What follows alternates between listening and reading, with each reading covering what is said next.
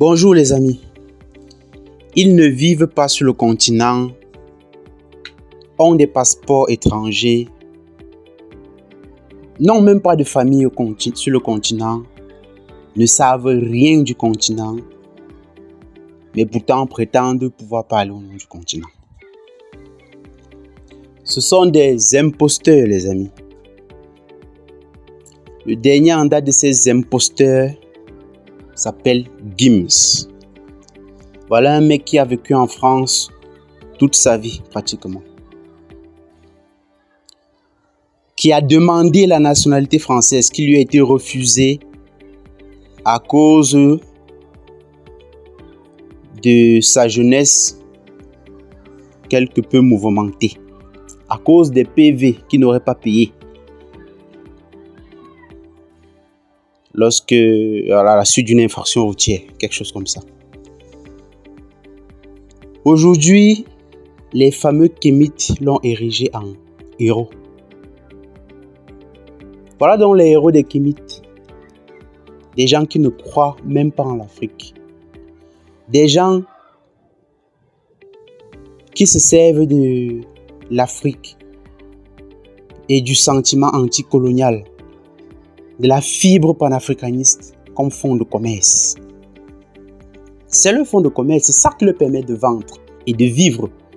Puisque Gims a fait son show, ses déclarations malheureuses, c'était pour faire le buzz et ainsi pouvoir vendre plus facilement son dernier album, Hernán Cortés. Voilà donc les héros Kémites, les héros panafricanistes. Quand ce ne sont pas les Mobutu, les Idi Amin Dada et autres dictateurs, ce sont les Gims, les Kémi Séba, les Nathalie Yam et autres imposteurs. Ce sont tous des imposteurs, les amis, qui prétendent parler en votre nom. Personne ne les a mandatés pour parler en votre nom. Qu'ils commencent par rendre leur passeport étranger pour montrer leur attachement à l'Afrique. Mais ils ne le feront pas. Nathalie Yam est suissesse. Pour rien au monde, elle ne rendra son passeport suisse. Kémi Séba est français. Pour rien au monde, il ne rendra son passeport français. Gims encore a promis d'aller une nouvelle fois mendier la nationalité française qui lui a déjà été refusée. Pour rien au monde, il n'ira s'installer à Kinshasa. Pour rien au monde, il ne veut garder le passeport congolais. Pour rien au monde, il ne veut renoncer à la nationalité française. Il a dit lui-même, la France, ses souvenirs, nanani, nanana. La même France sur laquelle il passe le temps à tirer pour faire plaisir aux panafricanistes de pacotille, pour faire plaisir aux Kémites, aux fameux Kémites. Les amis, soyez lucides. Sur la chaîne Homme Avisé, nous voulons des hommes lucides. Pas des émotifs. Pas des émotifs, les gars. Vous n'allez pas ériger n'importe qui en héros. Vous manquez tant de héros que ça. Vous avez autant besoin de héros à célébrer qu'il faille récupérer n'importe qui sans même chercher à s'interroger sur ce qu'il est, sur quel est son rapport à l'Afrique. Les amis, soyez des hommes lucides. C'était mon invitation pour vous ce matin. Soyez lucides. Chacun doit être son propre héros. Chacun doit écrire son histoire. Et c'est la somme de ces histoires-là qui fera une histoire collective géniale pour le continent.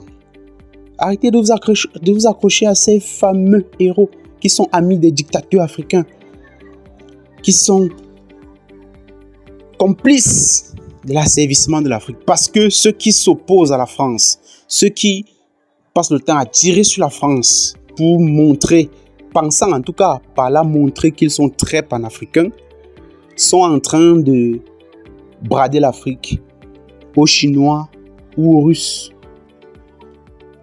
Des gens dont on ne parle même pas la langue. Donc autant dire de parfaits inconnus. Ils sont en train d'ouvrir les portes de l'Afrique à des mercenaires. La France également a eu ses mercenaires en Afrique. Mais avec la France au moins, on peut dire qu'on s'entend lorsqu'on parle. On parle la même langue au moins. Mais avec ces Russes, ces Chinois, la France a sa part de responsabilité dans cette situation. Il faut le dire.